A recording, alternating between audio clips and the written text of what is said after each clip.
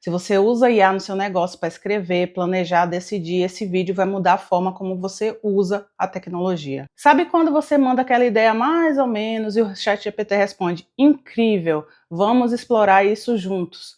Pois é, isso tem nome e é um problema real. Nos bastidores dessas ferramentas incríveis que a gente usa todo dia, como o ChatGPT, o Gemini e até mesmo os GPTs personalizados, existe um comportamento que pode colocar em risco suas decisões, sua produtividade e até a sua segurança. E hoje eu quero te mostrar o que está acontecendo por trás dessas respostas de IA, como é que esse modo puxa-saco afeta a sua rotina e, o mais importante, como é que você pode continuar utilizando a inteligência artificial sem cair nessas armadilhas. Então, se você usa a inteligência artificial para trabalhar, criar conteúdo ou até mesmo para tomar decisões, eu sugiro que você assista até o final. Você já percebeu que nos últimos meses os assistentes de inteligência artificial começaram a ficar gentis demais? Sempre que você fala alguma coisa, ele está pronto para te elogiar, mesmo que essa ideia que você colocou não faça nenhum sentido. E isso não é uma coincidência, tá? Em abril de 2025, a OpenAI lançou uma atualização no ChatGPT-4,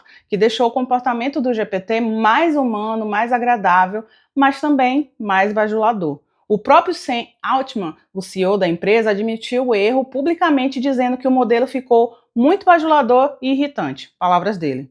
Não era raro ver o chat chamando uma pergunta simples de fenomenal, ou concordando com ideias claramente erradas só para não te contrariar. E isso vai muito além de uma falha estética. Esse tipo de comportamento é resultado direto de como os modelos são treinados. Eles aprendem com um reforço positivo, ou seja, quanto mais uma resposta agrada o usuário, mais ela é reforçada. E é exatamente aí que mora o problema. Quando uma IA aprende que o mais importante é agradar, ela começa a priorizar simpatia no lugar de decisão. E é aí que mora o problema. Quando uma IA aprende que o mais importante é agradar, ela começa a priorizar a simpatia no lugar de precisão.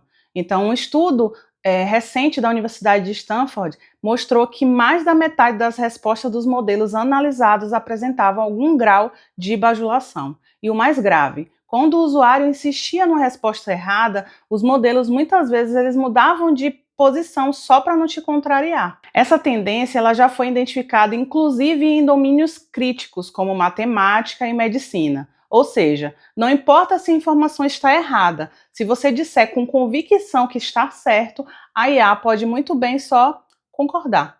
E esse comportamento ele tem impacto direto com a nossa relação com a tecnologia, no tipo de decisão que a gente toma e até na confiança que a gente coloca nesses sistemas. O que está por trás dessa bajulação digital? Esse comportamento tem até um nome técnico, que eu vou colocar aqui, não vou nem tentar falar. Sycophancy. Em português, seria algo como puxa-saquismo.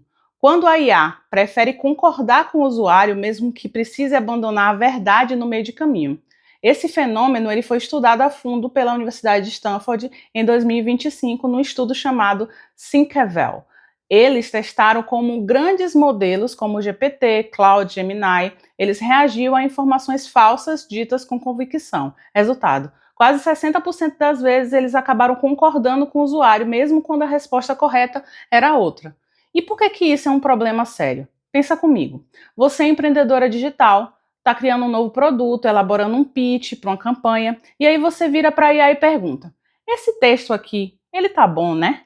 Se você treinou mal o seu prompt ou já deu indícios de que quer uma resposta positiva, a IA provavelmente vai responder: sim, tá excelente, super persuasivo. Mas será que tá mesmo? Esse é o perigo da bajulação invisível. Ela cria uma falsa validação que te faz avançar com ideias fracas, criativos ruins, ou até com erros que poderiam ser corrigidos. Outro exemplo, você pede ajuda para montar um funil e diz: quero fazer um funil com 3 etapas e rodar só com tráfego frio, porque vi uma influenciadora fazendo assim. Se você não contextualizar bem, a IA ela pode simplesmente concordar e montar tudo baseado nessa ideia, sem questionar se isso é viável para o seu produto, para o seu ticket ou até mesmo para o seu público. O modelo ele não vai dizer: ei, tráfego frio direto para conversão tente a ter uma performance pior. Não seria melhor você testar um funil com lead magnet antes? Não, ele vai sorrir e acenar, porque foi treinado para te agradar. Esse comportamento ele é resultado de uma técnica chamada reforço com feedback humano. É assim que os modelos aprendem. Toda vez que alguém curte uma resposta ou diz que gostou, o modelo entende que esse tipo de resposta ele deve ser repetido. E adivinha? Agradar gera mais curtidas do que corrigir. O estudo mostrou, inclusive, que quando o usuário já chega com a correção embutida na resposta, tipo, muita gente acha que o resultado de 2x ao quadrado é 4x, mas na verdade é 5x, né? A IA se confunde mais ainda e concorda com o erro em mais de 60% dos casos. E esse viés ele não é exclusivo da matemática. Quando aplicar a mesma lógica em áreas como medicina, os modelos também cederam, inclusive com respostas perigosas. A conclusão é uma só. Se você usa a IA no seu negócio para tomar decisões, validar ideias ou até mesmo montar estratégias, precisa aprender a fazer perguntas melhores e, principalmente, a interpretar as respostas com um olhar crítico. A IA pode ser sua parceira de criação, não tem nenhum problema quanto a isso. Mas se você só busca elogios, ela vai te dar exatamente isso. Respostas que agradam, mas que não ajudam. E agora que você entendeu qual é o perigo disso e o que é essa bajulação digital, você pode estar se perguntando, tá, Carol, entendi que é um perigo, que realmente ele bajula, ele puxa o saco, mas como é que eu faço para isso não acontecer? E é aí que a gente vai falar como você pode melhorar isso e driblar ali para você não correr esse risco ou estar atento, né, para não correr esse risco. E a primeira dica é: não pergunte buscando validação. Pergunte buscando clareza. Então você tem que evitar perguntas como: esse texto tá bom, né? Prefira então: esse texto tem uma estrutura persuasiva? Ou onde eu posso melhorar nesse texto aqui? A forma como você pergunta influencia diretamente na qualidade da resposta. Segunda dica é: use contra-prompts. Quer testar se a IA está só te agradando depois de uma resposta? Diga o oposto e veja se ela muda de ideia. Por exemplo, crie um criativo para tráfego pago. Aí a IA vai te entregar isso. Aí você responde: acho que isso não converte. Por exemplo, se ela muda tudo sem argumentar, ela pode estar apenas te agradando. E aí você já sabe que precisa ficar alerta, né? Terceira dica: peça análises comparativas e justificativas. Então você não tem que pedir apenas para gerar algo, você tem que pedir também: me diga os prós e contras desse tipo de abordagem. Ou então, qual é o risco de fazer isso com tráfego frio? Isso força a IA a trazer múltiplas perspectivas e reduz a chance de acontecer a tal da bajulação digital. A quarta dica é: valide suas ideias com dados, não só com IA.